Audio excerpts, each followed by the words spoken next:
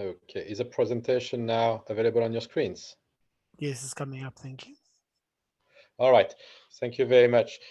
So this is the first of I think 3 pitches and 3 presentations on revenue, to emphasize how important it is and what is actually important under that term. We will see. So I'll give my specific angle on the topic of revenue.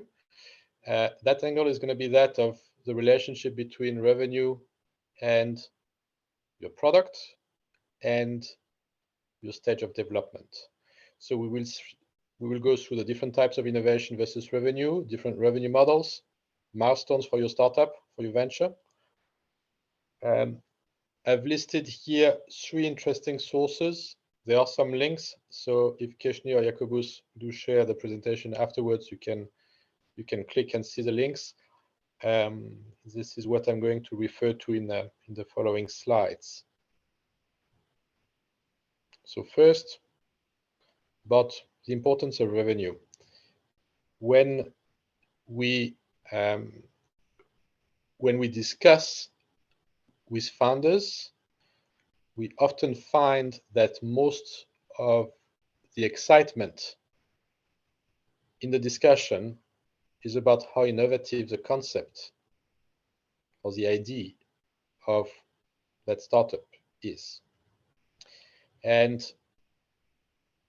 is the innovative aspect of the offering of a startup what is going to determine the success? Frankly, it's only partly correct.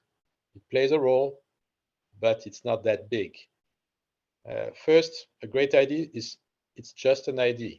It has 0 value in itself. Okay?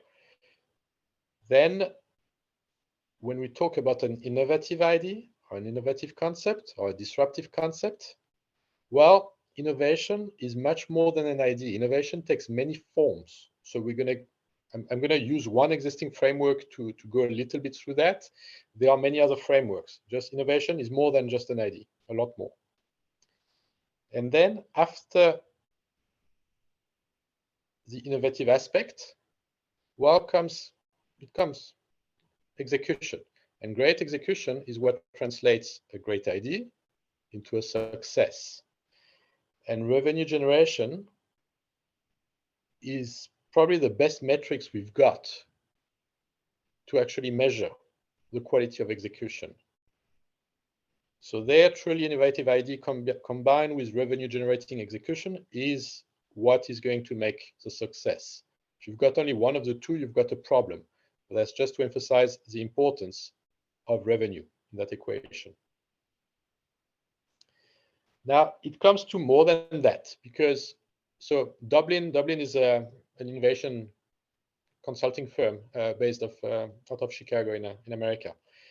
In their framework, for example, they define 10 types of innovation, and each type then can be subdivided. The types of innovation are grouped into what you use to configure, your company and your offering, the offering itself, and the experience you're providing to your customers. The very first type of innovation that they define is actually what they call profit model. Profit model is how you make money. This is your revenue model. It's an intrinsic part of your innovation.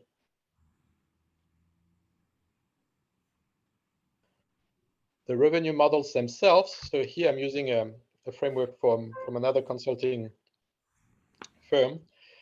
The revenue models themselves, I mean, they are, if you start Googling, you will see they are 6, 7, 8. Here they define 26 different revenue models. There are many of them. And it's not their number that matters, it's to understand the depths to which it goes. If you think of Amazon, when Amazon started 30 years ago, they were selling books and CDs on a website. They were buying the books and the CDs, listing it on the website, then shipping it to the people who bought them, who gave them money for it. The revenue model was quite simple. It's a profit you make on the sale of the book. If you look at Amazon nowadays, I mean, they make money from subscription from Prime. They make money from handling fee and storage fees that they charge on the sellers on their marketplace. They make money from advertising that they're charging sellers who advertise products on Amazon. They make money from financing because they actually provide some loan facilities and some Forex facilities to sellers. So it has become, I mean, even for Amazon, it has become actually a multiplication of different revenue models. And that's what makes it very, very difficult to copy, to emulate. It's part of how they disrupt the industry of retail.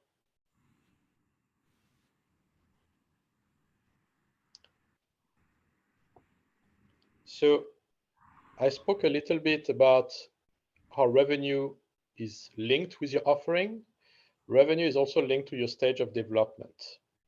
This is, I'm here using the scale that was described by a venture capitalist called Mani Kumar. He invested at seed level. He invested in Lyft, notably, one of the big competitors to Uber.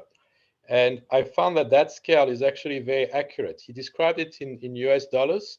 Even if you translate it into rands, despite the disparity in currencies, I find it actually fairly accurate. If we go through it, you start, you earn nothing. You're building a product, building a team if you need a team for that, if it's more than you and a co-founder. So you're earning zero. Then you move to $1,000 a month, let's say 15 or 20,000 rand a month. That means you're starting to sell. There are some people willing to give you money for your product, but very few. So you're just adjusting your product to the market. The next stage is actually quite easy to get to. You're making 100 to 200,000 rand of sales every month. So it means that you're getting better at marketing products that the market actually wants. You're starting to adjust your CRM, your customer relationship management system. You're starting to get better in understanding who your customer is. And this you can still run essentially alone, and you actually start making quite a bit of money for yourself. Then comes the next stage. You're making 1, 2, 3 million rand a month. And that's where you get stuck very often, because to get to that level of revenue, very often, you need already a small company. A small company means that there is a loss of focus. You start focusing on hiring people.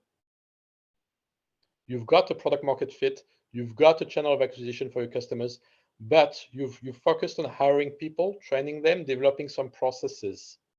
And processes for a company that makes about 2 million rand a month. So they are not very complex processes. And that's very often where you get stuck. Because the next stage is where you make, let's say, 5 to 10 million rand a month. And the processes that you've defined for a very small business do not work anymore. You need something more automated. Otherwise, you're not going to be able to scale within the time frame of, let's say, a year. Okay. And what that guy, Manu Kumar, described as the plateau of complacency is a very important milestone. Whenever you grow your company before that, you must grow a company, you must develop a company that will be able to scale beyond that plateau of complacency. It is very important. For that, you're going to need processes, tools, and people who can grow your business further than that. Once you've passed that, it's actually fairly easy to get a lot higher. He's written $1 million a month, okay, 20 million rand. That's actually fairly doable because it means that you've already set up the company to actually grow at an accelerated pace.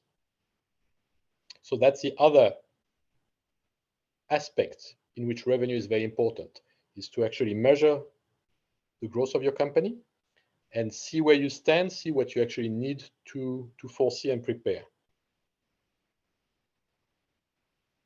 I'd like to finish with a few common remarks that are linked to revenue. When we talk about revenue, we talk about cash. Okay, cash is king. We don't want revenue that you recognize in advance for something. Okay, we talk about cash. Revenue, we look at it, from an investor point of view because it means credibility. It means that there are people out there who are giving you money for your product. When I was when I insisted a little bit on revenue models, remember that you can test. There is nothing wrong in testing very different revenue models, very different solutions, and sticking only to what works. You actually need to go through that process.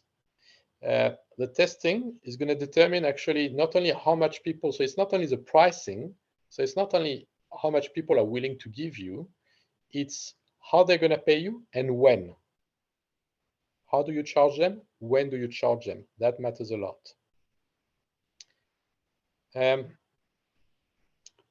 When I talk about revenue, obviously I'm not talking about cost. And so revenue is only one side of the coin.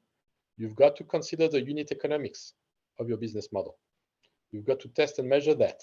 You've got to build a real financial model that is around the unit economics, not only revenue. Revenue is a metric. Unit economics is more complex than that. It's going to make sure that whatever you build is going to make money, not just revenue. Small note on that is that, in my view, a financial model shouldn't exceed 2 years.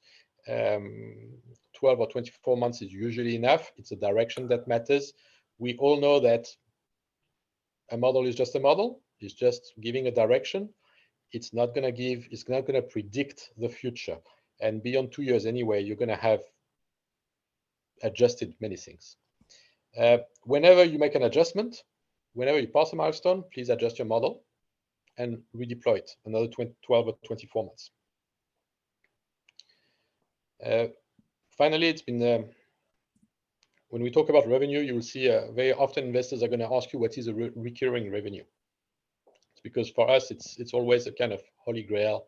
We sanctify recurring revenue, maybe a little bit too much, but it's true that it's a very nice metric to be able to show that month after month, same people are giving you money and that you're able to extract it from them. So try to, if your model can include recurring revenue in some shape or form, please do so and please quantify it and mention it. Thank you.